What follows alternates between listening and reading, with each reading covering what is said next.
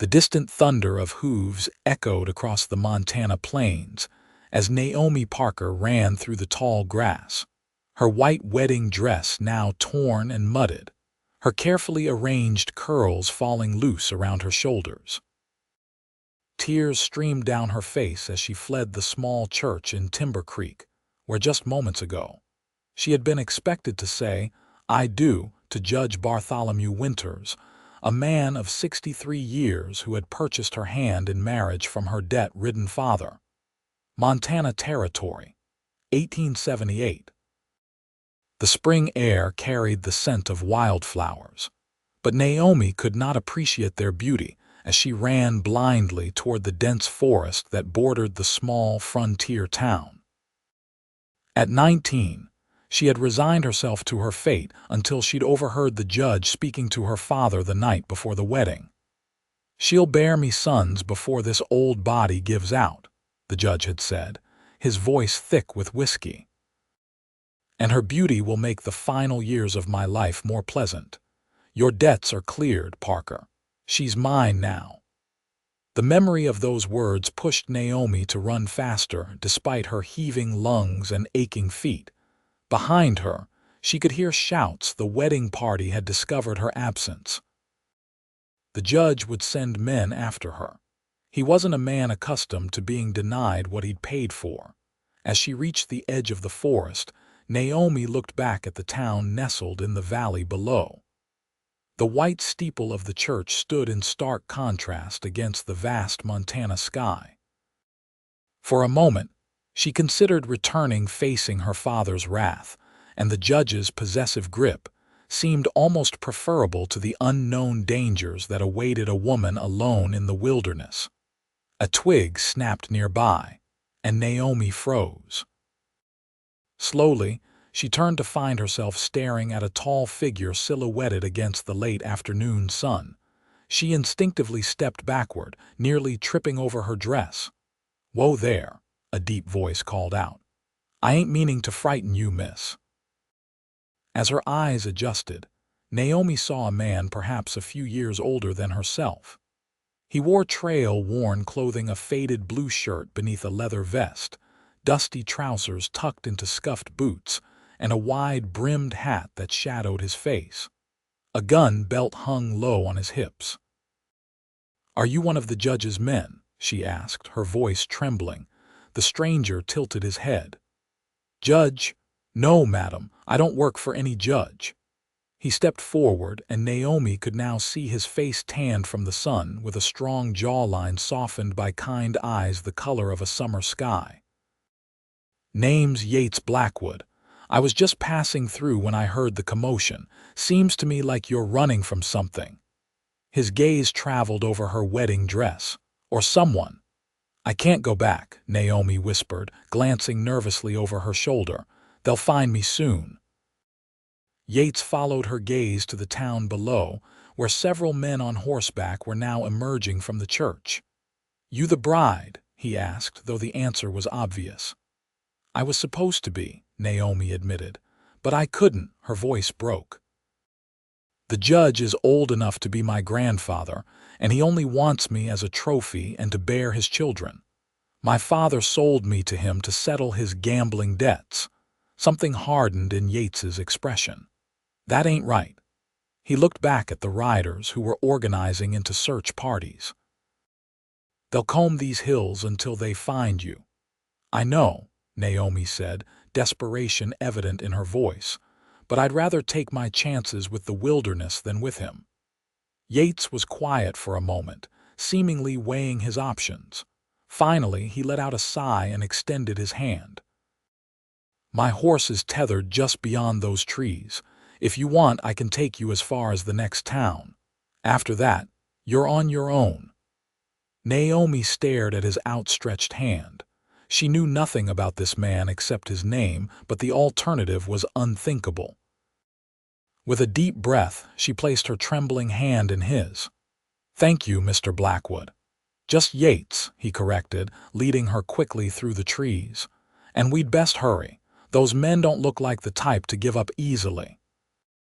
His horse, a magnificent chestnut stallion with a white blaze down its face, was indeed waiting just beyond the tree line.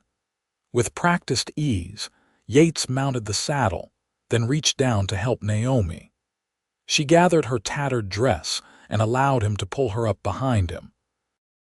"Hold tight," he instructed as she hesitantly placed her hands on his waist. "It's gonna be a rough ride." As the sounds of the search party grew closer, Yates spurred his horse into motion. The stallion responded immediately, surging forward into a gallop that took them deeper into the forest. Naomi clung to Yates's back, her fingers digging into his vest as branches whipped past them. They rode in tense silence, the only sounds being the horse's labored breathing and the occasional snap of twigs beneath its hooves. Naomi's heart pounded in her chest, every beat carrying the fear of capture and the uncertainty of her impulsive decision to trust a stranger. After what seemed like hours, Yates finally slowed the horse to a walk. The forest had thinned, revealing a vast expanse of open prairie bathed in the golden light of the setting sun. "I think we've put enough distance between us and them," Yates said, his voice carrying on the evening breeze. "At least for now, but they'll likely pick up our trail come morning." Naomi nodded against his back, suddenly aware of how exhausted she was. The events of the day had drained her completely. "Where are we going?" she asked, her voice small. "There's a small creek about 2 miles ahead. We can make camp there for the night and figure out our next move." True to his word, they soon arrived at a small creek cutting through the prairie.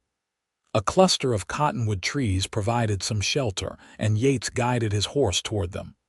Once they stopped, Yates dismounted first, then helped Naomi down. Her legs nearly buckled beneath her. She wasn't accustomed to riding, especially not at such speeds and for so long. "You all right?" Yates asked, steadying her with a gentle hand on her elbow. "Yes, just tired," she assured him, managing a weak smile. "And a little overwhelmed." Yates nodded, understanding in his eyes. "Let me take care of the horse, then I'll get a fire going. You should try to rest." As Yates tended to his stallion, Naomi took stock of her situation. She had fled her wedding with nothing but the clothes on her back, a ruined wedding dress, no less. She had no money, no possessions, and was now in the company of a man she had met less than 2 hours ago. Her future had never seemed more uncertain. Yet, as she watched Yates efficiently set up their camp, she couldn't bring herself to regret her decision. Whatever lay ahead, it had to be better than a life as Judge Winters's unwilling bride. When Yates returned, he was carrying his saddlebags and bedroll. "It ain't much," he said apologetically, "but it'll keep us warm for the night." He set about gathering firewood and soon had a small fire crackling cheerfully. "You must be hungry," he said, rummaging through his saddlebags. He pulled out some jerky and a small loaf of bread. "It ain't a wedding feast, but it'll keep your strength up." "Thank you," Naomi said softly, accepting the food. "Not just for this, but for helping me. You didn't have to." Yates shrugged, settling on the ground across from her. "Some things a man just can't ride past." He watched her for a moment, his expression unreadable in the flickering firelight. "You want to tell me your name, unless you prefer Miss or Madam." "Naomi," she replied.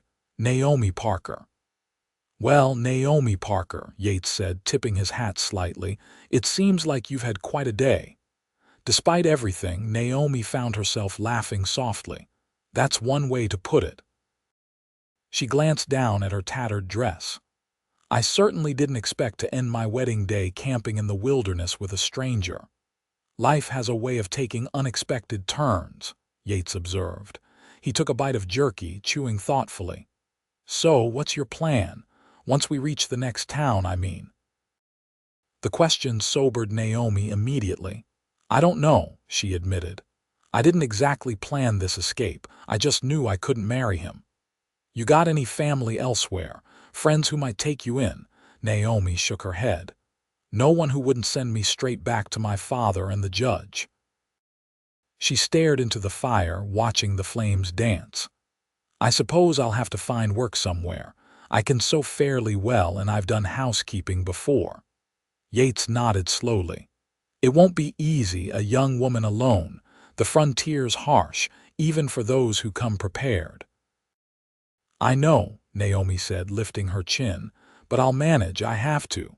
Something in her determined tone seemed to impress Yates. A small smile played at the corners of his mouth. "I believe you might at that." He stood up, stretching his tall frame. "You should get some sleep." "You can use my bedroll. I'll keep watch for a while." Naomi wanted to protest, to insist that he needed rest too, but exhaustion was quickly overtaking her. She murmured her thanks and settled onto the bedroll, surprised by how comfortable it felt after the day she'd had. As she drifted toward sleep, she heard Yates softly singing to himself a low, melancholy tune about wide, open skies and distant horizons. The sound was comforting, and Naomi finally surrendered to sleep, wondering what the dawn would bring. Morning came with the cheerful songs of meadowlarks and the gentle rustling of the cottonwood leaves. Naomi opened her eyes to find Yates already awake, tending to a small fire where a pot of coffee was beginning to boil. "Morning," he greeted, noticing her stirring. "Sleep well." Naomi sat up, wincing at the stiffness in her muscles. "Better than I expected to," she admitted. She looked down at her dress, grimacing at the state of it. The once pristine white fabric was now stained with dirt, grass, and sweat, the delicate lace torn in several places. Seeming to read her thoughts, Yates reached into his saddlebags and pulled out a bundle of clothing. "These might be a bit big, but they'll be more practical than that dress, especially if we're trying not to draw attention." Naomi accepted the clothes: a worn cotton shirt, a pair of trousers, and a simple belt. "Thank you," she said, genuinely touched by his thoughtfulness.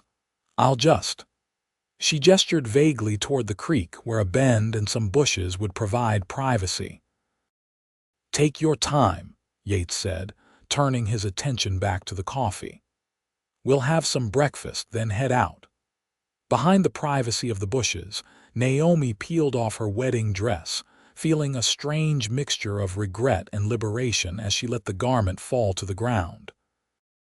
The cool morning air raised goosebumps on her skin as she quickly donned Yates's clothes. As expected, they were far too large, but with the belt cinched tight and the sleeves rolled up, they would serve their purpose. She knelt by the creek, splashing cold water on her face and doing her best to tame her tangled hair with her fingers. Without a mirror, she could only imagine how she looked, certainly nothing like the polished young lady she had been raised to be. When Naomi returned to the campsite, Yates glanced up from the fire, his expression momentarily stunned before he quickly composed himself. "You look," he started, then cleared his throat. "Those'll do for now." Naomi felt her cheeks warm under his gaze. Even in borrowed men's clothing, with her hair a mess and her face unwashed, something in the way Yates looked at her made her feel seen in a way she never had before. Breakfast was simple, more jerky, the last of the bread, and strong black coffee that Naomi had to force herself to drink. As they ate, Yates outlined his plan. "There's a settlement called Clearwater about a day's ride from here," he explained. "It's small, but they've got a general store and a boarding house. Might be a good place for you to lay low for a bit, figure out your next move." "Do you think the judge's men will follow us that far?" Naomi asked, worry creeping back into her voice. Yates considered this. "Hard to say. Depends on how determined they are. Judge sounds like a man used to getting his way." He took a sip of coffee. "But we've got a good head start, and I know these lands better than most. We'll stick to less traveled paths just to be safe." After breakfast, they packed up quickly. Naomi hesitated over her wedding dress, unsure what to do with it. "Leave it," Yates suggested gently. It'll only slow us down, and it might throw off anyone tracking us." With a nod, Naomi abandoned the dress, the last physical tie to her old life, and allowed Yates to help her onto his horse. As they rode away from the creek, she didn't look back. The day passed in relative silence as they traveled across the vast Montana landscape. Yates occasionally pointed out landmarks or shared bits of knowledge about the land, but mostly he seemed content to let the rhythmic sound of the horses' hooves fill the space between them. By midday, the sun was beating down mercilessly. Yates guided them to another small stream where they stopped to rest and water the horse. "You're holding up well," Yates observed as Naomi splashed cool water on her face. "Most city folk would be complaining by now." "I'm not from the city," Naomi corrected him. "I grew up on a small farm outside Timber Creek. It was only after my mother died that my father moved us into town." She stood up, wiping her hands on her borrowed trousers. "Besides, I'm too grateful for your help to complain." Yates seemed pleased by this. "Well, farm girl or not, riding double on a horse all day ain't easy. We've still got a ways to go before Clearwater." As they prepared to continue their journey, Naomi gathered her courage to ask the question that had been on her mind since they'd met. "Yates, why are you helping me? You could have just pointed me in the right direction and gone on your way." Yates paused in the act of adjusting his saddle. For a moment he was silent, his expression hidden beneath the brim of his hat. Finally he spoke, his voice quieter than usual. "5 years ago, my sister Emily found herself in a situation not unlike yours. She was promised to a wealthy rancher, a man 3 times her age with a reputation for cruelty toward his previous wives." He tightened the saddle with a sharp tug. "She begged me to help her escape, but I was young and foolish. I told her to do her duty, that it was just the way of things." Naomi's heart sank, already guessing where this story was leading. 2 months after the wedding, we got word that she'd fallen down the stairs. Died instantly, they said. Yates finally looked at Naomi, his blue eyes clouded with old pain. "I didn't believe it then, and I don't believe it now. That man killed her one way or another, and I did nothing to prevent it." "I'm so sorry," Naomi whispered, instinctively reaching out to touch his arm. Yates nodded, acknowledging her sympathy. "When I saw you running in that wedding dress with fear in your eyes, I couldn't ride past, couldn't make the same mistake twice." The confession hung in the air between them, creating a new understanding. Naomi saw Yates differently now, not just as her rescuer, but as a man carrying his own burdens, his own regrets. "Thank you for telling me," she said softly, "and for giving me a chance your sister never had." Yates cleared his throat, clearly uncomfortable with the emotional turn of the conversation. "We should keep moving," he said, offering his hand to help her onto the horse. "Still got a long way to go." They continued their journey, the shared confidences creating a comfortable silence between them. As the afternoon wore on, however, Naomi began to notice Yates growing increasingly alert, frequently glancing over his shoulder and studying the horizon. "Is something wrong?" she finally asked. "Not sure," he admitted, his voice tense. "Might be nothing, but I've got a feeling we're being followed." Naomi's stomach knotted with fear. "The judge's men, maybe, or could be some other trouble. The territory's full of it." He urged his horse to a faster pace. "We'll make for that ridge ahead. Better vantage point to see what we're dealing with." From the top of the ridge, they could see for miles in every direction. The land stretched out before them in a patchwork of greens and browns, with the distant mountains rising majestically against the sky. And there, several miles behind them, Naomi could make out a small cloud of dust that could only be riders. "How many do you think?" she asked, her voice barely above a whisper. Yates squinted against the sun. 3, maybe 4, moving fast." He turned to Naomi, his expression grave. "We can't outrun them, not with two of us on one horse." "What do we do?" Naomi asked, trying to keep the panic from her voice.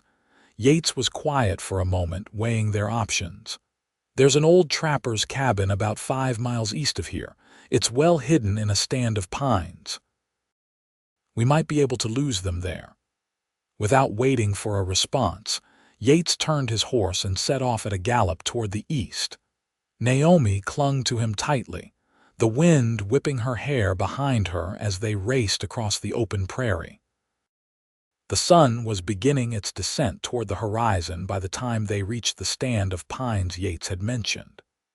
True to his word, nestled among the trees was a small, rough-hewn cabin that looked as though it had weathered many harsh Montana winters. Yates quickly ushered Naomi inside while he took care of his horse, hiding it behind the cabin where it wouldn't be easily spotted. The interior of the cabin was sparse, a single room with a small fireplace, a crude table with a single chair, and a narrow bed pushed against the far wall. Dust covered every surface and cobwebs hung from the rafters, but to Naomi it looked like sanctuary. "We shouldn't risk a fire," Yates said as he entered, closing the door quietly behind him. "Smoke might give us away." Naomi nodded, hugging herself against the growing chill of the evening. "Do you think we lost them?" "Hard to say," Yates admitted, moving to the cabin's single window to peer out at the darkening forest. "We covered our tracks as best we could, but if they're good trackers." He let the sentence hang, but Naomi understood the implication. They were far from safe. "I'm sorry," she said suddenly. "I've brought nothing but trouble to you. You should have left me to face my own problems." Yates turned from the window, his expression softening. "That's not how this works, Naomi. I made my choice when I offered to help you, and I stand by it." He moved closer, his voice dropping. "Besides, you ain't the one who should be apologizing. Those men out there, chasing a woman who's made her choice clear, they're the ones in the wrong."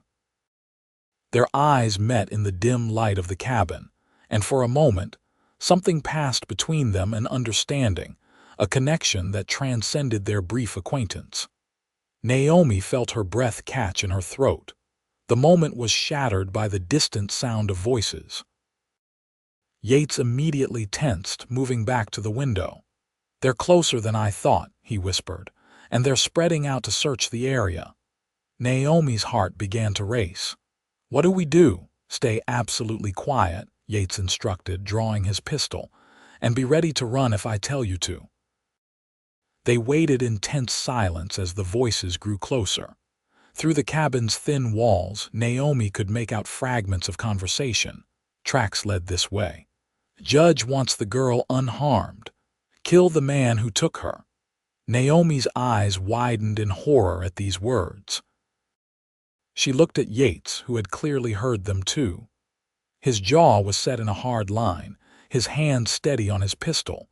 The voices seemed to be directly outside now. Naomi held her breath, every muscle in her body tense with fear. A shadow passed by the window, and she instinctively pressed herself against the wall, hoping to remain unseen. Then, mercifully, the voices began to recede. The men were moving on, continuing their search elsewhere. Naomi and Yates remained frozen in place for what felt like an eternity, listening intently for any sign that the searchers might return. Finally, when the forest had been silent for several minutes, Yates relaxed slightly, though he kept his pistol ready. "They'll be back," he said quietly.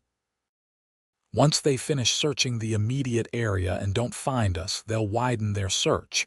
We need to be gone before then." "Where will we go?" Naomi asked, her voice barely audible. "They're between us and Clearwater now." Yates nodded, acknowledging the problem. "We'll have to change our plans.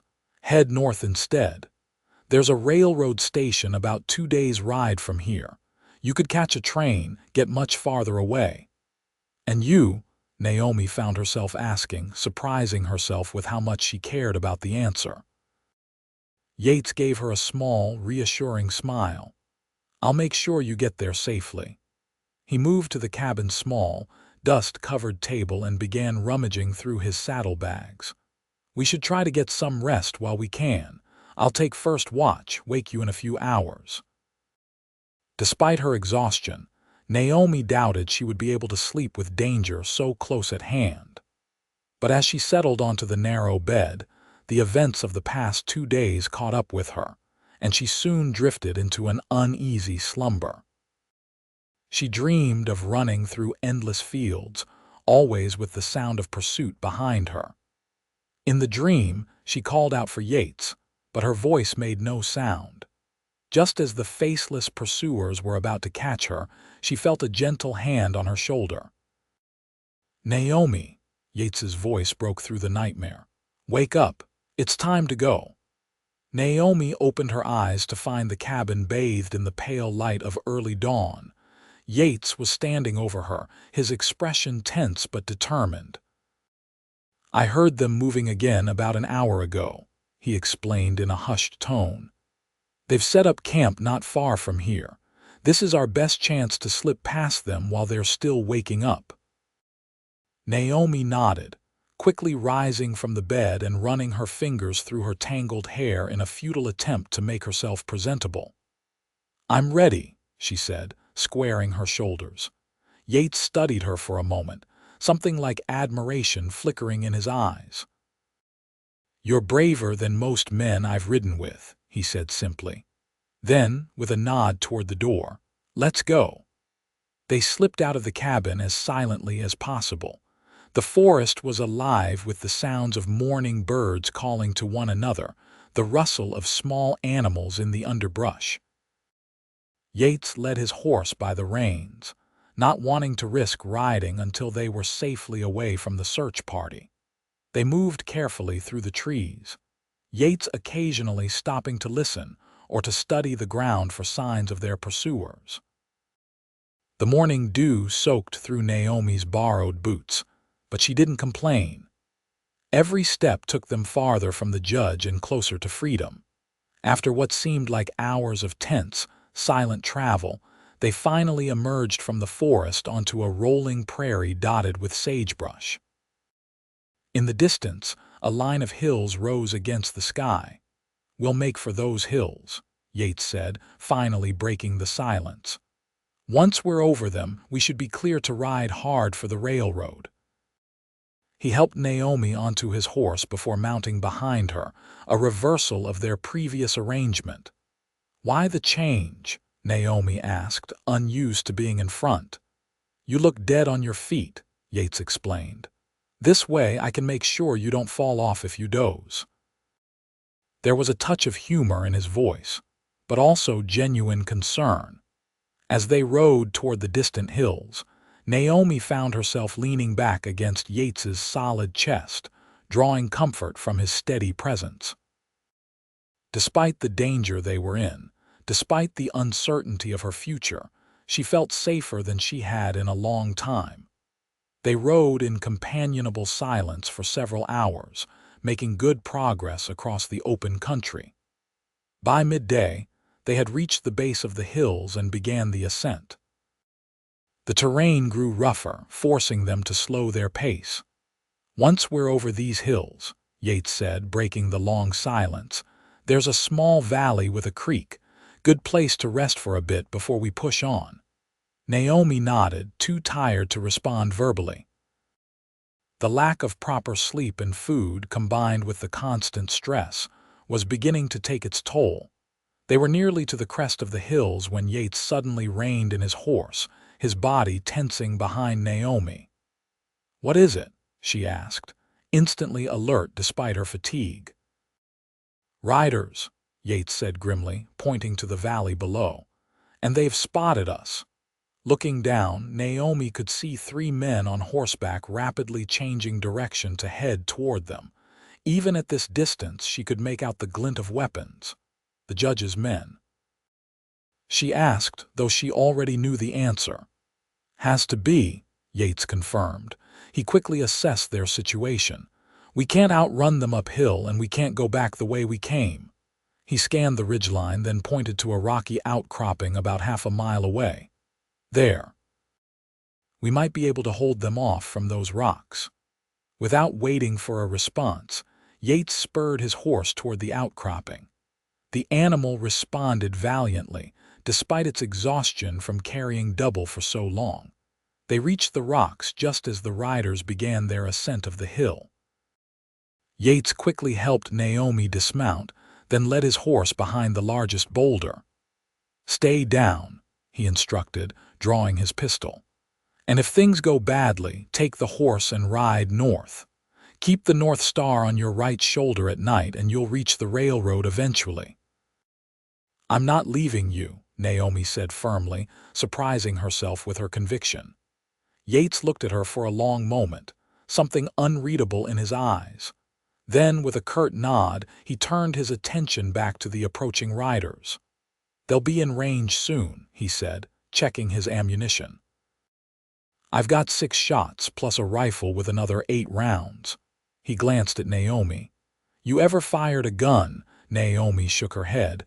"But I can learn quickly if needed." A grim smile touched Yates's lips. "Let's hope it doesn't come to that." The riders were drawing closer now, their forms becoming more distinct against the grassy hillside.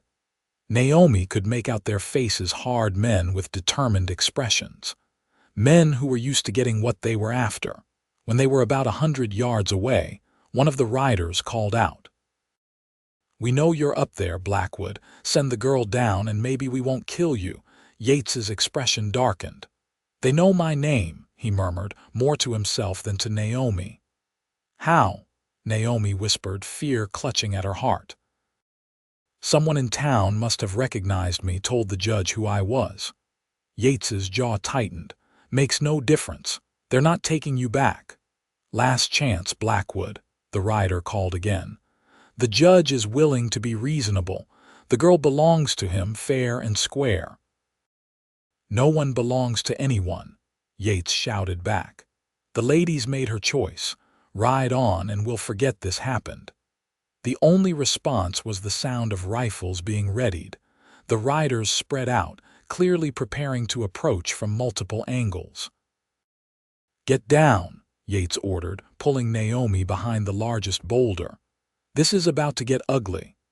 The first shot rang out, echoing across the hillside. It struck the rock above their heads, sending chips of stone flying. Yates returned fire, his aim careful and deliberate. One of the riders cried out, clutching his shoulder, but remained mounted.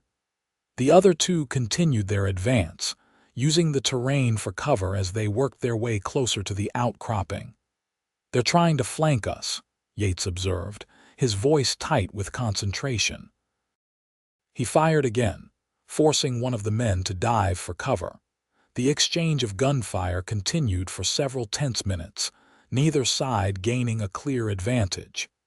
Naomi huddled behind the boulder, her heart pounding in her ears. This was all her fault. Yates was risking his life because of her decision to flee. Suddenly, a bullet whizzed past, closer than any before. Naomi couldn't suppress a small cry of fear. "You all right?" Yates asked sharply, glancing at her while reloading his pistol. "Yes," she managed, though her voice shook. "But Yates, you shouldn't have to die for me." "No one's dying today," Yates replied grimly. "Not if I can help it." He peered around the boulder, assessing the situation. "They've stopped advancing, probably running low on ammunition." As if to confirm his words, the gunfire from below became more sporadic. Then, after a particularly long pause, one of the riders called out again. "This ain't worth dying for, Blackwood. We're pulling back, but this ain't over. The judge don't give up what's his." Yates and Naomi remained tense, watching as the 3 riders slowly retreated down the hill. Only when they had disappeared from sight did Yates finally lower his weapon. "They'll be back," he said, his voice weary. "With more men, most likely." Naomi looked at him, taking in the lines of exhaustion on his face, the determined set of his jaw. "Why are you doing this?" she asked softly. Why risk so much for someone you barely know? Yates was quiet for a long moment, his gaze fixed on the distant horizon. Maybe it's about making things right, he finally said. For Emily. For myself. He turned to look at Naomi, his blue eyes intense. Or maybe it's because in the short time I've known you, I've seen a courage that deserves to be honored. The words hung between them, charged with meaning that neither was quite ready to acknowledge. After a moment, Yates broke the tension by standing up and dusting off his clothes. "We should move while we can," he said, his tone brisk and practical once more. "They'll expect us to continue north, so we'll head east for a while, then loop back around." As they mounted up again, Naomi found herself studying Yates's profile against the afternoon sky. He was no longer simply a stranger who had offered help. He was someone who had fought for her, risked his life for her freedom. The realization stirred something deep within her, something she hadn't expected to feel again after the betrayal by her father, trust, and perhaps something more. They rode hard for the remainder of the day, pushing eastward across increasingly rugged terrain. By the time the sun began to set, Yates's horse was showing signs of extreme fatigue. "We need to stop," Naomi said, concerned for the animal. "He can't go much further without rest." Yates nodded reluctantly. "You're right. There's a small canyon ahead with a spring. Should be defensible if they catch up to us again." The canyon proved to be more of a deep ravine, with steep sides and a narrow entrance that could indeed be easily defended. A small spring bubbled up from the rocks, providing fresh water, and enough vegetation grew nearby to feed the exhausted horse. As night fell, Yates finally allowed a small fire, reasoning that the ravine walls would hide most of the light. They sat close to the flames, grateful for the warmth in the cool night air. "Tell me about yourself," Naomi said suddenly, breaking the comfortable silence. "All I know is your name and about your sister. Where are you from? What do you do?" Yates looked up from the fire, surprise evident in his expression. After a moment he shrugged. "Not much to tell. Born in Missouri, came west with my family when I was 12. After Emily died, I couldn't stay in one place. Been drifting ever since, taking work where I can find it. Ranch hand, scout, occasional bounty hunter." He poked at the fire with a stick. "Nothing worth writing home about." "No home to write to?" Naomi asked gently. A shadow crossed Yates's face. "Not anymore. Pa died 3 years ago. Ma went a year after that. Some folks say it was grief, but I think it was more that she just lost the will to keep fighting the frontier." He glanced up at Naomi. "What about you? You mentioned a farm before your mother died."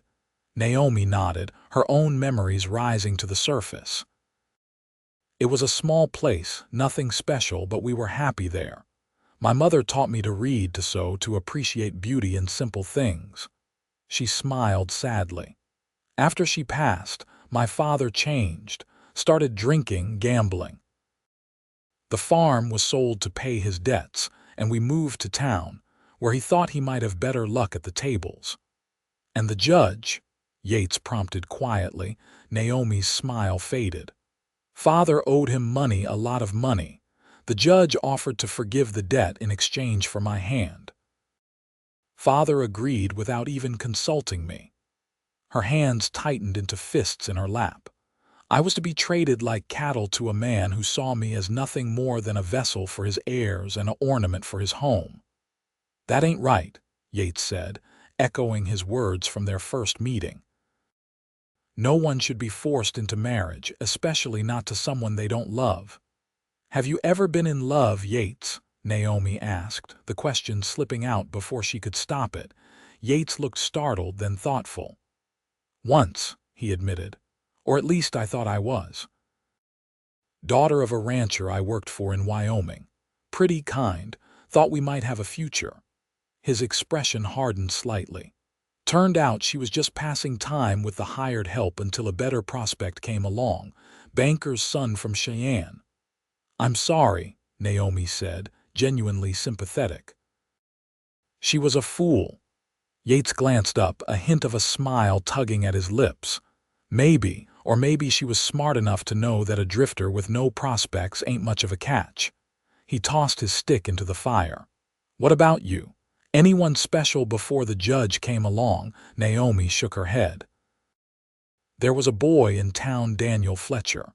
We walked out together a few times, nothing serious." She stared into the flames. "I always thought I'd marry for love when the time was right. Naive, I suppose." "Not naive," Yates countered. "Just hopeful. There's a difference."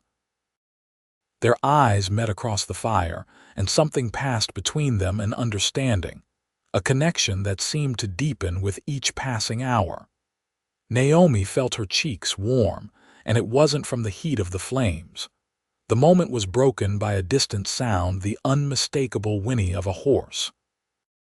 Yates was on his feet instantly, his hand going to his pistol. "Douse the fire," he instructed in a hushed voice. "Quick!" Naomi grabbed the canteen and poured water over the flames, plunging the ravine into darkness.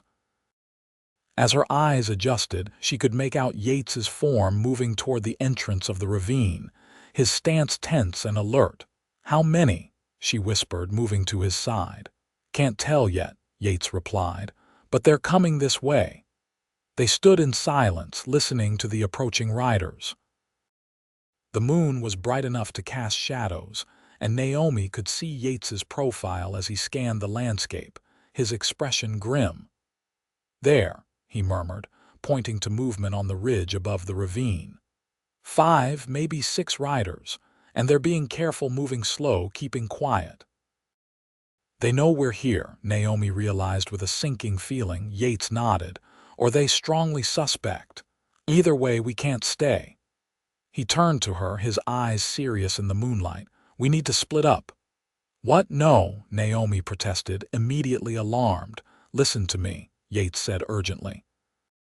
"They're after you, but they want me dead. If we split up, I can lead them away while you make for the railroad." "And what happens to you?" Naomi demanded. "You expect me to just leave you to face them alone?" "I can handle myself," Yates assured her. "I know these lands better than they do." "I'll lose them, then circle back to find you." Naomi shook her head firmly. "No, we stay together.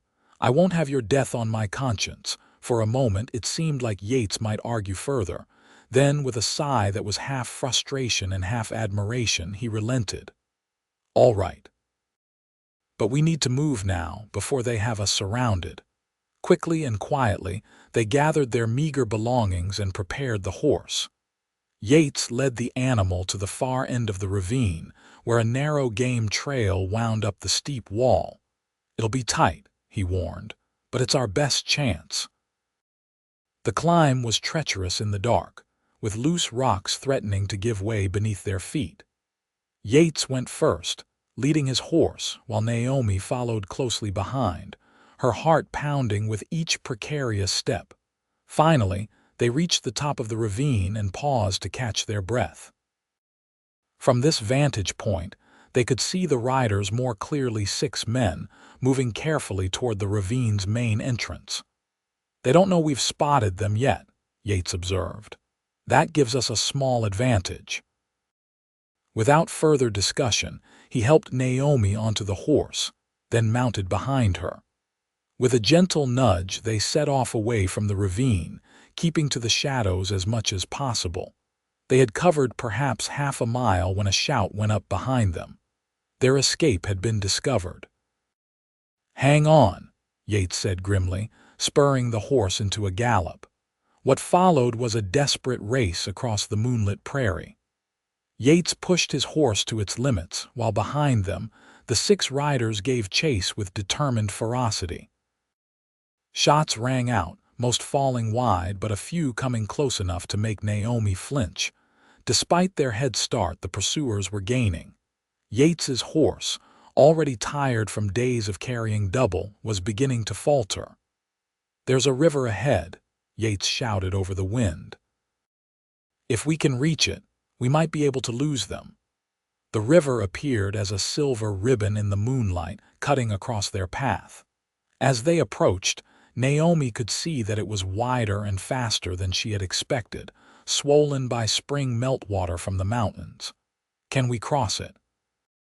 she asked, eyeing the churning water with apprehension. "We have to try," Yates replied. "It's our only chance." Without slowing, Yates guided his horse straight toward the river. The animal balked momentarily at the edge, but with firm encouragement plunged into the cold, swift current. Immediately they were caught in the flow, the horse struggling to keep its footing on the slippery riverbed. Naomi clung to the saddle horn, her knuckles white, as water surged around them. Behind them, their pursuers had reached the riverbank but hesitated to follow. A few more shots rang out, the bullets sending up small splashes in the water around them. "Almost there," Yates encouraged, both to Naomi and to his valiant horse. Finally, with a tremendous effort, the horse found purchase on the far bank and hauled itself out of the river, water streaming from its flanks. Yates urged it forward into the shelter of some trees before finally allowing it to stop. They both dismounted, soaked and shivering in the night air. On the far bank, they could see their pursuers conferring, clearly reluctant to attempt the dangerous crossing in the dark. "They'll look for an easier crossing," Yates predicted, catching his breath. "Might buy us a few hours." He turned to Naomi, concern evident even in the dim light. "You all right?" Naomi nodded, though her teeth were chattering with cold. "Why, yes, just wet." Yates immediately shrugged out of his vest and draped it around her shoulders. It was wet too, but the gesture touched her deeply. "Thank you," she said softly. "Not just for this, but for everything. You've risked so much for me."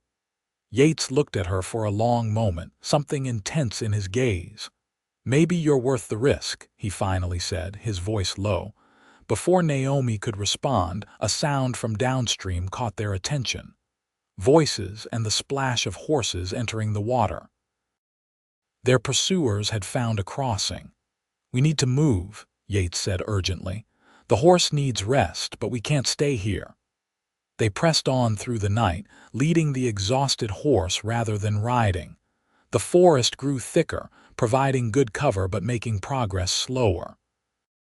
By the time dawn began to lighten the eastern sky, both Naomi and Yates were stumbling with fatigue. "There," Yates said suddenly, pointing ahead. "See that smoke?" Naomi squinted through the trees and could just make out a thin column of smoke rising against the pale morning sky. "A campfire." "Chimney smoke," Yates corrected. "There's a homestead there. Might be friendly, might not, but we need help." He glanced at Naomi, taking in her exhausted state. "And you need proper rest and dry clothes before you catch your death." As they drew closer, the homestead came into view, a sturdy log cabin with a small barn and corral. A vegetable garden was visible on one side, and chickens pecked in the yard. It looked peaceful, well established. They were still 100 yards away when the cabin door opened, and a man stepped out, rifle in hand. He was older, with a gray beard and weathered face, but his stance was alert and wary. Yates immediately raised his hands to show he meant no harm. "Hello, the house," he called. "We mean no trouble, just two travelers in need of assistance." The man studied them for a long moment, then lowered his rifle slightly. "Come ahead, then," he called back, but slow and steady. As they approached, the man's eyes took in their bedraggled appearance, soaked clothes, exhausted faces, the equally tired horse. His expression softened somewhat. "You two look like you've had a rough go of it," he observed. "I'm Noah Kendrick. This is my place." "Yates Blackwood," Yates introduced himself. "And this is Naomi Parker. We're grateful for your hospitality, Mr. Kendrick." Noah's gaze lingered on Naomi, noting her male clothing and obviously exhausted state. "Wife took sick 2 winters ago," he said, as if answering an unasked question. "But I reckon I might have some of her things still that would fit the young lady." He stepped aside, gesturing to the cabin. "Come on in. Got coffee on the stove and stew from last night that can be heated up." The interior of the cabin was simple but comfortable. A large stone fireplace dominated one wall. A rough-hewn table and chairs occupied the center of the room, and a curtained-off area presumably hid the sleeping quarters. Everything was remarkably clean and orderly for a man living alone on the frontier. "Sit," Noah instructed, nodding toward the table. "You look dead on your feet, both of you." Neither Naomi nor Yates needed to be told twice. They sank gratefully into the chairs while Noah busied himself at the stove, stoking the fire and setting a pot of stew to heat. "Now," he said, placing mugs of strong black coffee before them, "suppose you tell me what brings you to my doorstep looking like you've swum half the territory." Yates glanced at Naomi, silently asking how much they should reveal. She gave a small nod, indicating her trust in his judgment. "Miss Parker here was being forced into marriage with a man 3 times her age," Yates explained simply. "I helped her get away. The man in question has sent riders to bring her back." Noah's bushy eyebrows rose, but he made no comment as he continued preparing food. When he finally spoke, his voice was measured. "Judge Winters, I'd wager." Naomi looked up in surprise. "You know of him?" "Know of him, yes," Noah confirmed, setting bowls of steaming stew before them. "His reputation reaches even this far, not a man to cross lightly." He studied them both. "How many men on your trail?" "6 last we saw," Yates replied, "but there could be more by now." Noah nodded thoughtfully. "River might have slowed them, but they'll pick up your trail again before long." He sat down at the table with them. "You need a plan better than just running." "The railroad," Naomi said. "Yates thought if we could reach it, I could get far away from here." "Marshall Creek Station," Noah nodded. 2 days' ride from here normally, but in your condition and with men hunting you." He shook his head. "You need rest, both of you, and that horse of yours needs it even more." "We can't stay," Yates protested. "We've put you in danger just by coming here." Noah waved this concern away. "I've lived alone in these parts for 15 years. Know how to handle trouble when it comes calling." His weathered face creased in a slight smile. "Besides, been a while since I've had a chance to do a good turn for someone deserving."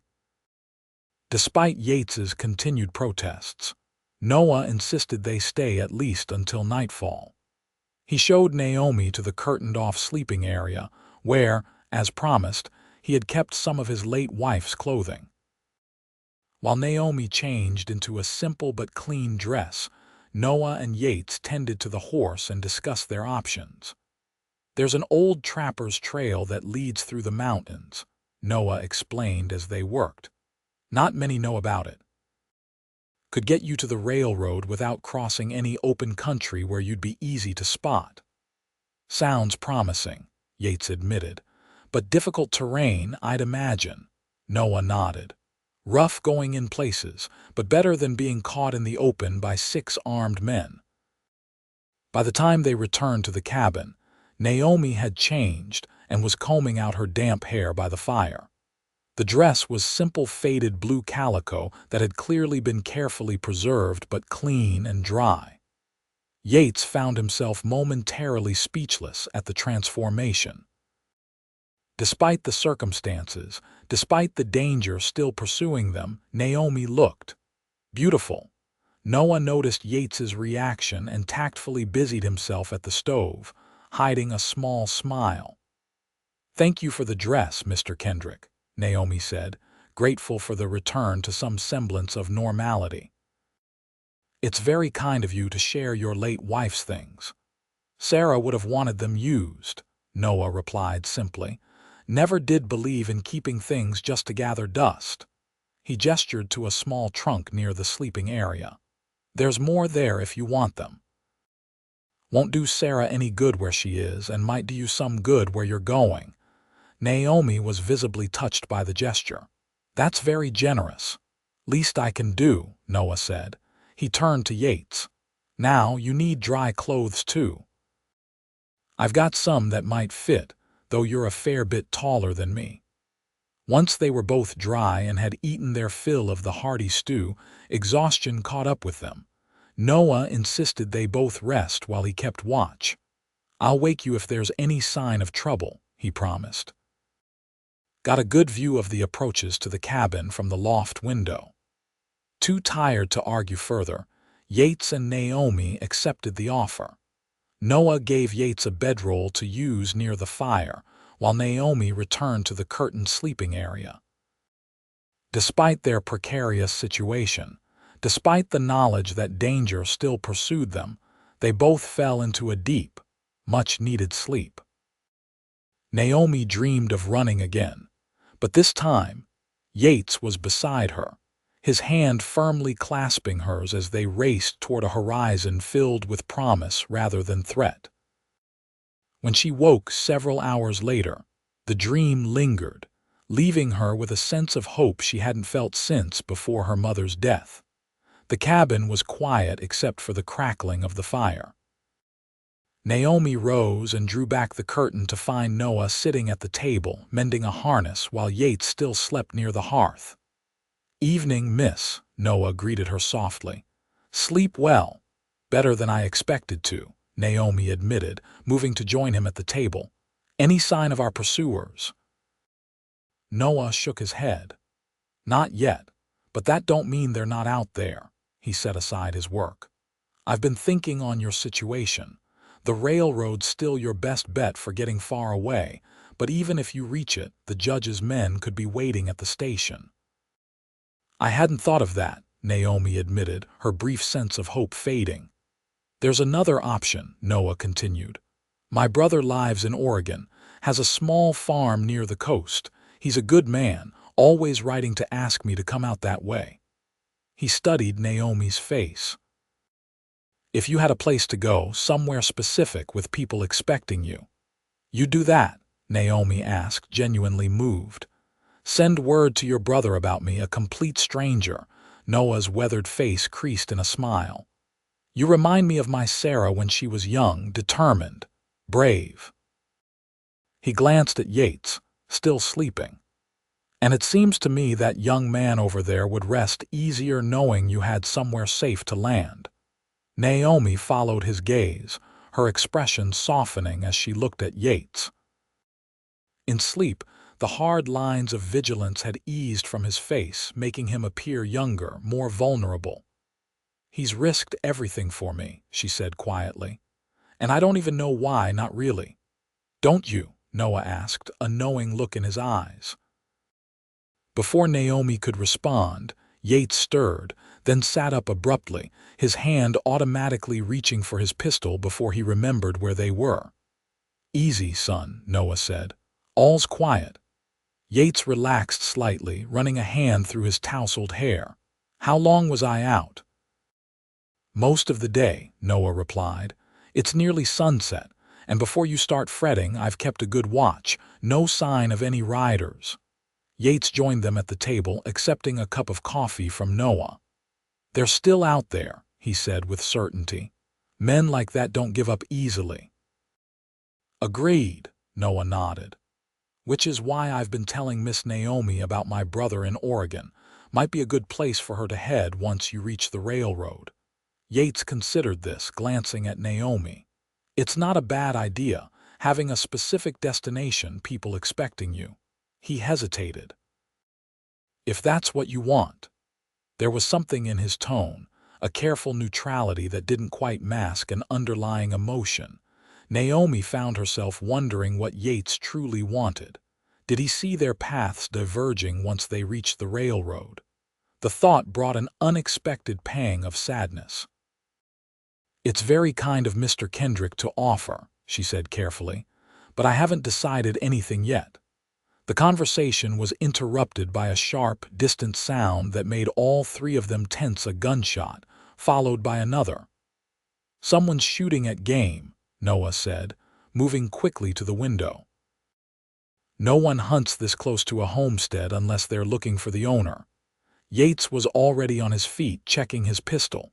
"How far?" "Mile, maybe less," Noah estimated, "and coming this way."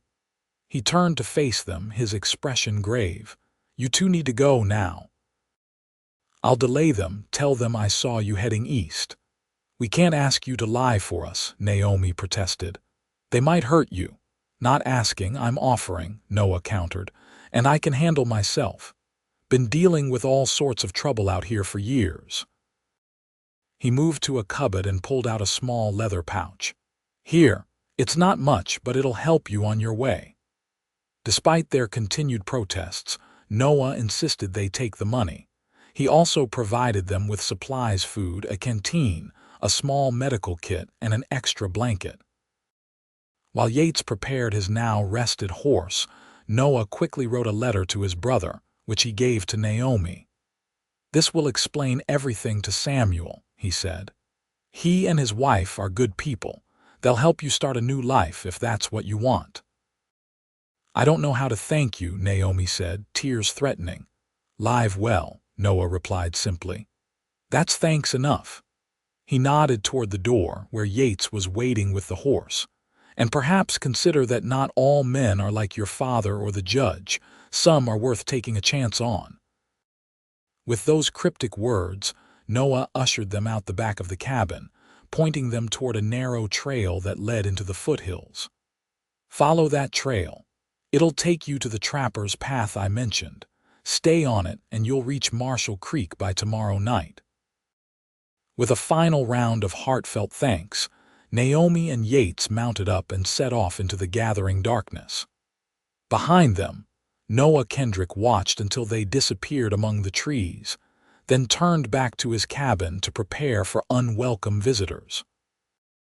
The trapper's trail proved to be exactly as Noah had described it: rough, narrow, and difficult to follow in the dark, but well concealed from anyone who didn't know exactly where to look.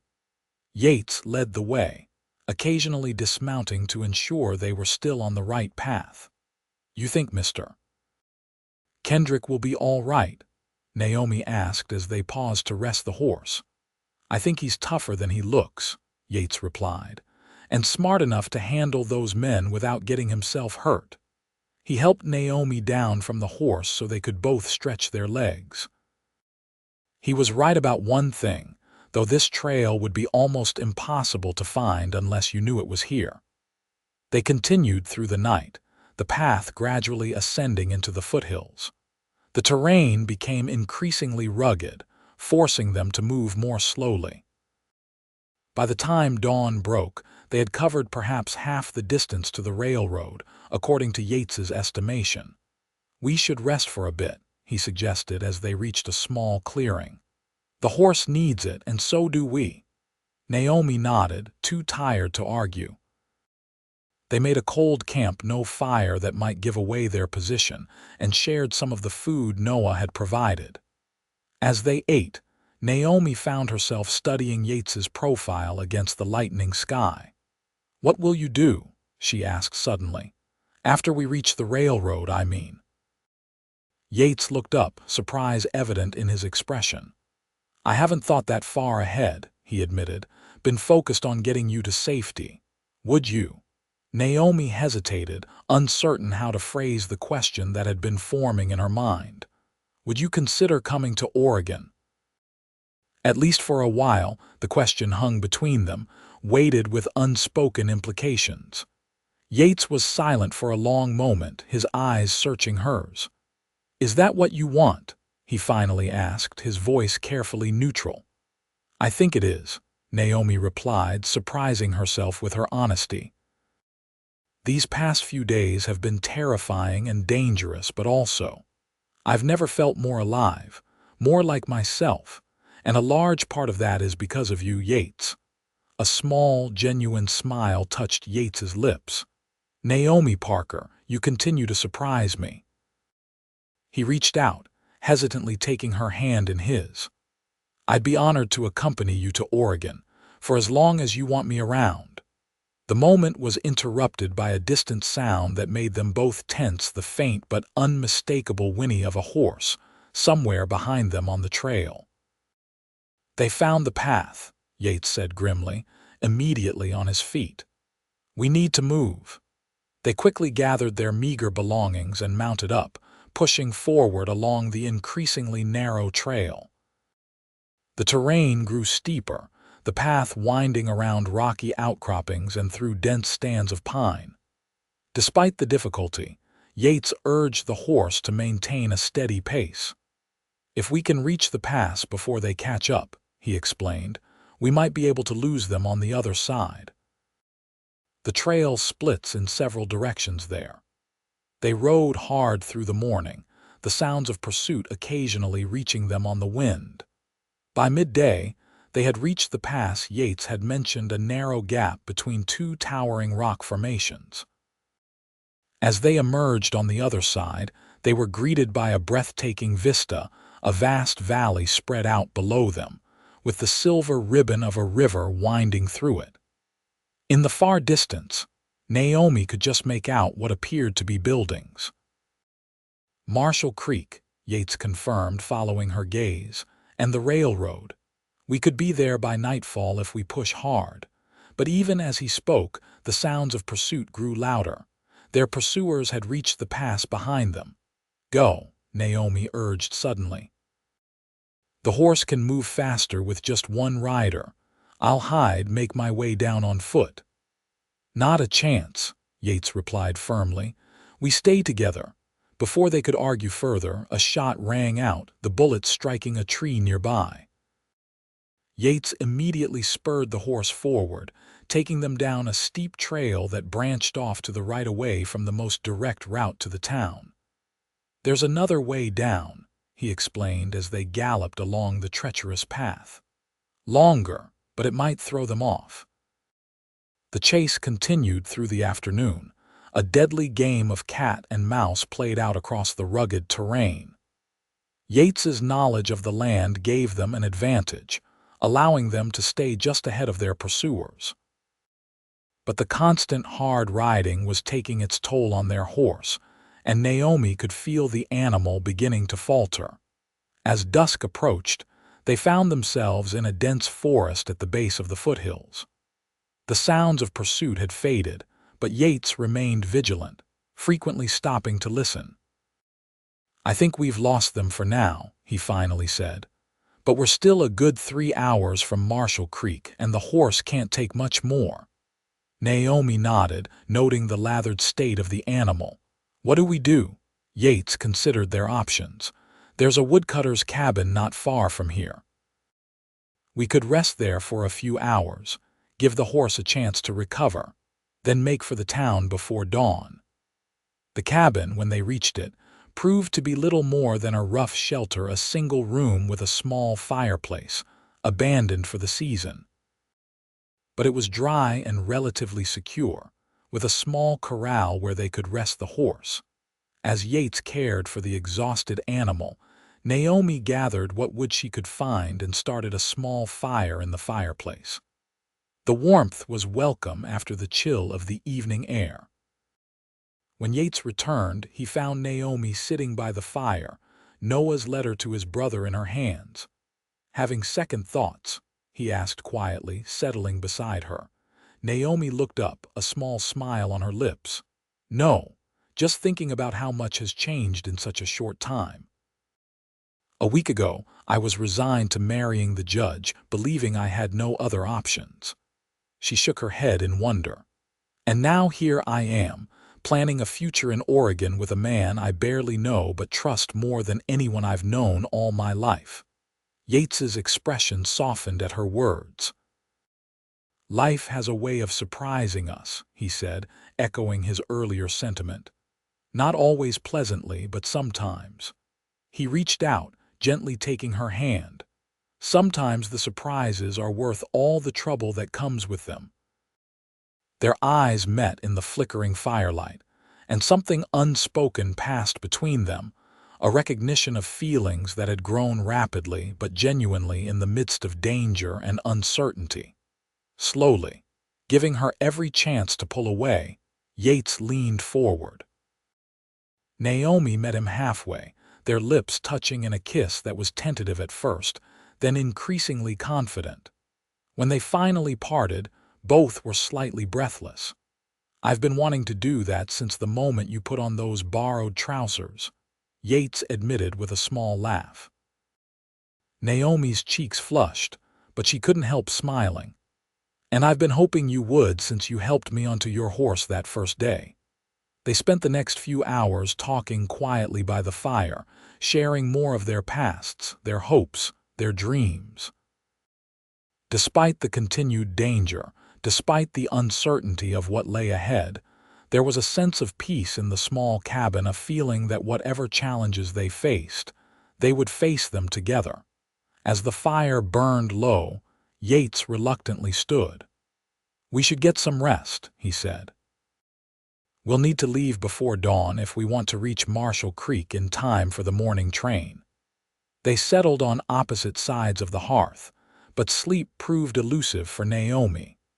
Her mind was too full of the day's events, of the kiss they had shared, of the future that now seemed possible.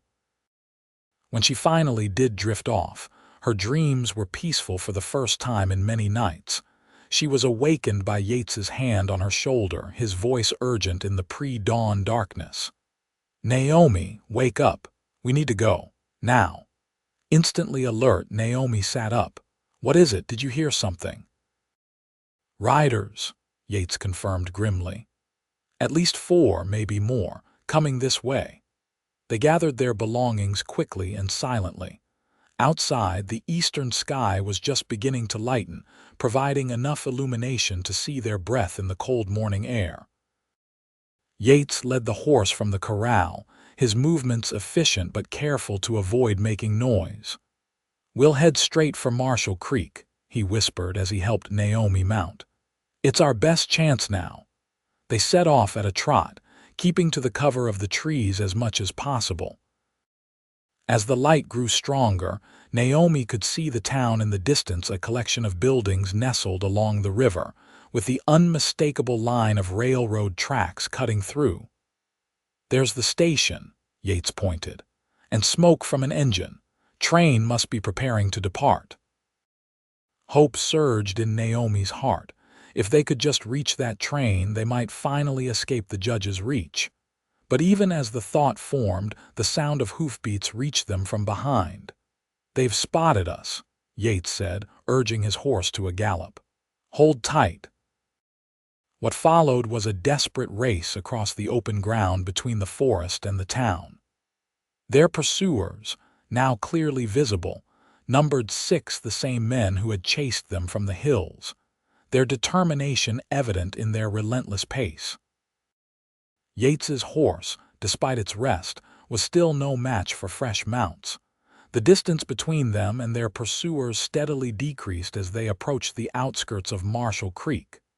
"The station's just ahead," Yates encouraged both Naomi and the horse. "We're going to make it." The train was indeed at the platform, steam billowing from its engine as it prepared to depart. As they thundered into town, people on the streets turned to stare at the spectacle, a man and woman on a lathered horse, galloping as if the devil himself were at their heels, which, in a way, he was. Judge Winters himself was now visible among the pursuers, his face contorted with rage as he drove his horse forward. They reached the station just as the train's whistle blew the final warning before departure. Yates practically threw himself from the saddle, then helped Naomi down. "Go," he urged, pressing Noah's pouch of money into her hands. "Get on the train." "Not without you," Naomi insisted, grabbing his arm. "I'll be right behind you," Yates promised, "but someone needs to hold them off long enough for you to board." Before Naomi could protest further, a commanding voice rang out from behind them. "Naomi Parker, you will come with me now." They turned to see Judge Winters dismounting from his horse, his face purple with fury. Behind him, his men were spreading out, cutting off any escape route except for the train. "She's not going anywhere with you, Judge," Yates said, stepping protectively in front of Naomi. "This doesn't concern you, Blackwood," the judge spat. "The girl is my property." Her father signed a binding contract. "I am no one's property," Naomi called out, her voice strong despite her fear. "And I would rather die than marry you." The judge's expression darkened further. "That can be arranged, you ungrateful wretch." "After everything I was willing to give you, you mean after everything you bought?" Yates interrupted, his hand hovering near his pistol. "A woman isn't cattle to be traded, Judge. She's made her choice clear." By now, a crowd had gathered, passengers from the train, curious townspeople, and the station staff. The train's whistle blew again, more urgently this time. "All aboard, final call," the conductor shouted from the nearest car. The judge noticed the gathering crowd and seemed to reconsider his approach. "This is a private matter," he announced loudly. "This young woman is my fiancée, suffering from a nervous condition. This man has taken advantage of her vulnerable state." Murmurs ran through the crowd, some sympathetic to the well-dressed, authoritative judge, others skeptical of his claims. "That's not true," Naomi said, addressing the onlookers. "This man forced my father into a contract, buying me like property. I fled rather than submit to a marriage I wanted no part of." Opinion in the crowd seemed divided, but the train's schedule was not. With a hiss of steam, the engine began to move. "Now," Yates urged, grabbing Naomi's hand and making a dash for the nearest car. The judge's men moved to intercept them, but several townspeople, moved by Naomi's plea, stepped in their way. In the confusion, Yates and Naomi reached the slowly moving train. Yates boosted Naomi up onto the steps of the last car, where a porter helped her aboard.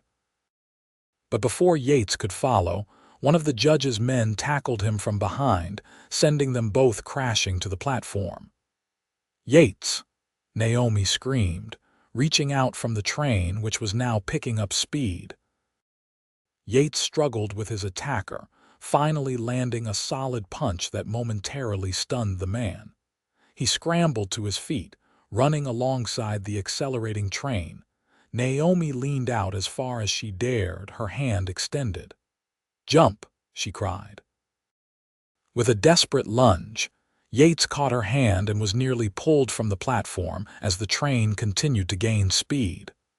For a terrifying moment, he dangled from her grip, his feet dragging along the wooden platform. Then, with a final surge of strength, he pulled himself up and onto the steps of the car. Behind them, Judge Winters's furious shouts faded as the train carried them away from Marshall Creek, and toward a future neither could have imagined just days before. Inside the train car, they collapsed onto a bench, both breathing heavily from the exertion and the narrow escape. Around them, other passengers stared curiously, but neither Naomi nor Yates paid them any mind. "We made it," Naomi breathed, scarcely able to believe it. Yates nodded, a slow grin spreading across his face. "Told you I'd be right behind you." Relief gave way to laughter, slightly hysterical perhaps, but genuine. They had escaped. They were free. As the train carried them westward, away from the judge and toward whatever future awaited them in Oregon, Naomi looked at Yates, this man who had risked everything for her, who had shown her what true courage and compassion looked like. In his eyes, she saw not possession or control, but respect and something deeper, something that made her heart race in a way that had nothing to do with danger. "What happens now?" she asked softly. Yates took her hand, his touch gentle but sure. Now we see what life has in store for us." He smiled, a genuine, unguarded expression that transformed his face. "Together, if that's what you want." "It is," Naomi replied without hesitation, "more than anything."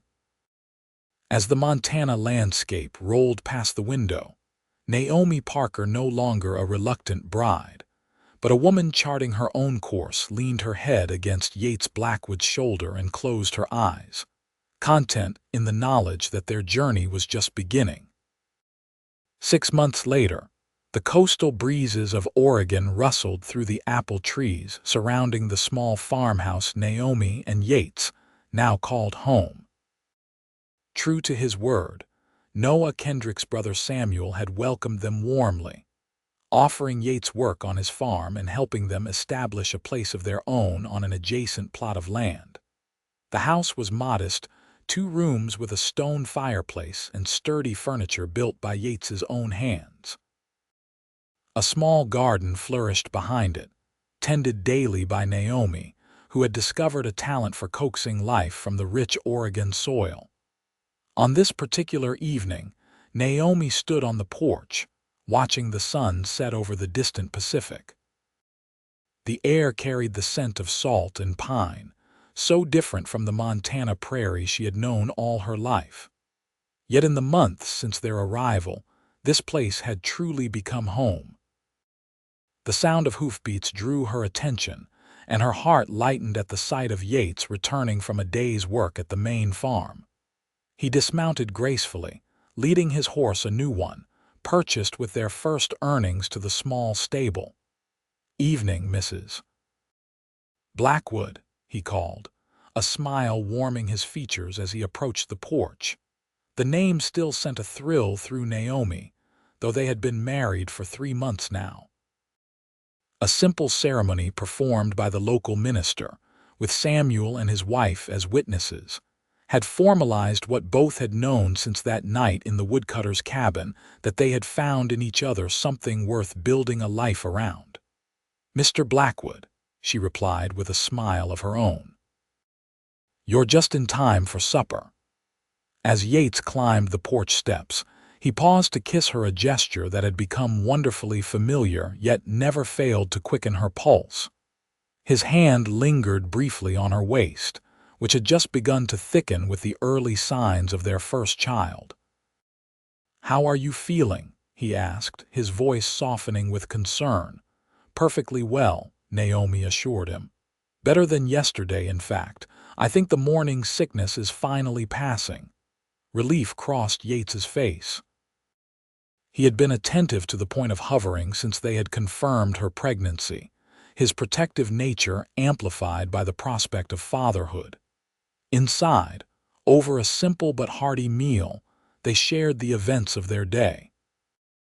Yates spoke of plans to expand their small herd of cattle in the spring, while Naomi detailed her progress on a quilt for the baby's cradle. Ordinary conversations about an ordinary life, yet both treasured these moments all the more for knowing how easily they might never have happened. "Letter came today," Naomi mentioned as they finished eating. "From Noah." Yates looked up with interest. They had written to Noah Kendrick immediately upon reaching Oregon, anxious to ensure he had suffered no repercussions for helping them. His response had been delayed, but reassuring. The judge's men had indeed questioned him, but finding no evidence of Naomi and Yates's presence, had eventually moved on. "What news?" Yates asked, accepting the folded paper Naomi handed him. "He's considering Samuel's invitation to join us here," Naomi said, unable to keep the excitement from her voice. "Says there's nothing holding him in Montana anymore, and the idea of being near family again appeals to him." Yates read through the letter, a smile growing on his face. "Be good to have him here," he agreed. "Man saved our lives in more ways than one." Later, as twilight deepened into night, they sat together on the porch swing Yates had built as a wedding gift. The rhythmic creaking of the chains provided a soothing backdrop to the symphony of night sounds: crickets chirping, the distant call of an owl, the soft whisper of the wind through the trees. "Any regrets?" Yates asked suddenly, his arm tightening slightly around Naomi's shoulders. Naomi considered the question, though she already knew her answer. She thought of her father, who had not responded to the letter she had sent informing him of her marriage and impending motherhood. She thought of Timber Creek, the small town where she had grown up, now so distant it seemed almost like a dream. "Not one," she said firmly, turning to meet Yates's gaze in the gathering darkness. "Everything that happened, even the frightening parts, led me here to you. How could I regret that?" Yates's expression softened, the love in his eyes clear even in the dim light. "I think about it sometimes," he admitted. "How easily we might never have met, if I hadn't been passing by that church at that exact moment."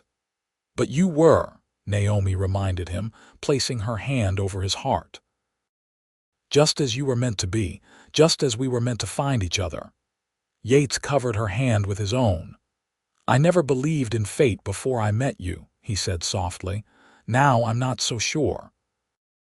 As the first stars appeared in the velvet sky above their small farm, Naomi Parker Blackwood rested her head against her husband's shoulder, content in the knowledge that the greatest journey of her life had begun the moment she had placed her hand in his and ridden into the night. 5 years passed, each season bringing new joys and challenges to the Blackwood farm.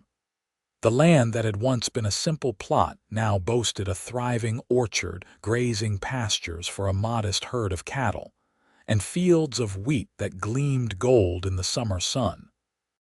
The small 2-room house had been expanded to accommodate their growing family, a wide porch now wrapped around 3 sides, and a second story provided bedrooms for their children. For children, there were 3 of them now. William, their firstborn, had his father's blue eyes and adventurous spirit. At 4 years old, he was already confident atop the gentle pony Yates had trained especially for him. Emma, named for Yates's sister, was a precocious 2-year-old with her mother's determination and a laugh that could melt the sternest heart. And baby James, just 6 months old, observed the world from the safety of his mother's arms with solemn curiosity. Noah Kendrick had indeed joined them in Oregon, building a small cabin on the edge of their property. Though he maintained his independence, he had become an integral part of their family, Grandpa Noah, to the children, trusted friend and advisor to Naomi and Yates. His knowledge of the land and its ways had proven invaluable as they expanded their farming operations. On this particular autumn morning, Naomi stood at the kitchen window, watching as Yates gave William his daily riding lesson in the paddock nearby. Her heart swelled with pride and love as she observed the patience with which Yates guided their son, the same steady presence he had shown since the day they met. A tug at her skirt drew her attention downward, where Emma stood with a wildflower clutched in her small fist. "For you, Mama," the little girl announced proudly. Naomi knelt to accept the slightly crushed bloom, drawing her daughter into a warm embrace. "It's beautiful, sweetheart. Thank you." Over Emma's shoulder, she caught sight of Noah approaching the house, his weathered face creased in a broad smile. "Morning, Naomi," he greeted as he entered through the kitchen door. "Fine day for apple picking. Thought the little ones might like to help." "Apple pie," Emma exclaimed, immediately excited by the prospect. Naomi laughed. "I think that's a yes." She adjusted baby James in her arms. "Let me just feed this young man, and we'll join you in the orchard." As Noah entertained Emma with a story about a clever squirrel, Naomi settled into the rocking chair by the fire to nurse James. The domestic scene, so ordinary, yet so precious, filled her with a contentment she had never imagined possible back in those desperate days of flight from the judge. They had received word, 2 years after their arrival in Oregon, that Judge Bartholomew Winters had died of a stroke. The news had brought Naomi a complex mix of emotions: relief that they were truly free of his pursuit, but also a strange sort of pity for a man who had sought to possess rather than to love, and had died without knowing the difference. Her father, too, had passed away the previous winter. Though he had never responded to her letters, Naomi had continued to write, sending news of her children and her life in Oregon. She hoped that, in his final days, he had found some comfort in knowing that she was safe and happy, even if his pride had prevented him from acknowledging it. The sound of boots on the porch announced Yates's return from the riding lesson. He entered with William perched on his shoulders, both of them flushed with exercise and laughter. "Mama, I went all around the paddock by myself," William announced proudly as Yates swung him down to the floor. "That's wonderful, darling," Naomi praised. "You'll be riding the range with your father before we know it." "Not too soon, I hope," Yates said, ruffling his son's hair affectionately. He crossed to Naomi, bending to place a kiss on her forehead, then on James's downy head. "How are my other favorite people this morning?" "Ready for apple picking," Noah informed him. "Emma here has plans for pie." "Is that so?" Yates asked, scooping up his daughter, who giggled delightedly. "Well, we can't disappoint the lady, can we?" The day unfolded in the peaceful rhythm they had established over the year's work, interspersed with moments of play, the responsibilities of the farm balanced by the joys of family life. They picked apples in the orchard, the children's laughter echoing among the laden branches. They shared a simple midday meal under the shade of a massive oak tree that had become a favorite gathering spot. In the afternoon, while the younger children napped, Yates and William repaired a section of fence, the boy solemnly handing tools to his father and absorbing every word of instruction. As evening approached, Naomi stood at the stove preparing supper, baby James sleeping peacefully in a cradle nearby. Through the window, she could see Yates chopping wood for the night's fire, his movements strong and efficient. 5 years of hard work on the farm had added more muscle to his lean frame, and strands of silver had begun to appear at his temples. To Naomi's eyes, he was more handsome than ever. "Penny for your thoughts," Noah said, entering the kitchen with a basket of freshly gathered eggs. Naomi smiled, caught in her admiration. "Just counting my blessings," she admitted. Noah nodded, understanding in his eyes. "You've built something special here, you and Yates, something that'll last." "We all have," Naomi corrected gently. "We wouldn't be here without you, Noah." The older man waved away her gratitude, as he always did. "You too would have found your way, with or without my help. Some things are just meant to be." Later that night, after the children were asleep and Noah had retired to his cabin, Naomi and Yates sat on their porch swing, a quilt wrapped around their shoulders against the autumn chill. The stars shone brilliantly in the clear Oregon sky, a spectacle they never tired of admiring. "Do you ever miss it?" Yates asked, his voice soft in the darkness. "Montana, I mean, or the traveling life?" Naomi considered the question seriously. "I miss the wide open spaces sometimes," she admitted. "The way you could see for miles across the prairie. But no, I don't miss the life. Everything I want is right here." Yates's arm tightened around her. "Even when the children are driving you to distraction and I'm being stubborn about the farm," Naomi laughed softly. "Especially then, because it's real, Yates, it's ours. Every joy, every challenge, we've built this life together." "From the moment you took my hand that day," Yates mused, "I knew something had changed. I just didn't know how completely." He turned to face her, his expression visible in the soft light spilling from the house windows. "I love you, Naomi Blackwood. More today than yesterday, and not as much as I will tomorrow." "And I love you," Naomi replied, the words as true now as the first time she had spoken them. "My cowboy who rode to the rescue when I needed him most." As their lips met in a kiss that still held all the promise of their first, Naomi reflected on the journey that had brought them here from a desperate flight across the Montana wilderness to this peaceful homestead filled with love and laughter. The path had not always been easy, but every step had led them home to each other, to the life they had created together.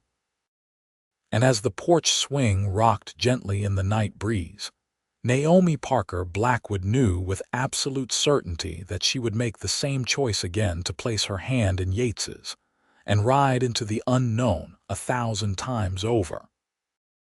For in the end, it was not the flight from danger that had defined their story, but the journey toward each other, a journey that continued with each passing day, each shared challenge, each moment of joy in the life they had built together in this corner of Oregon that they now called home.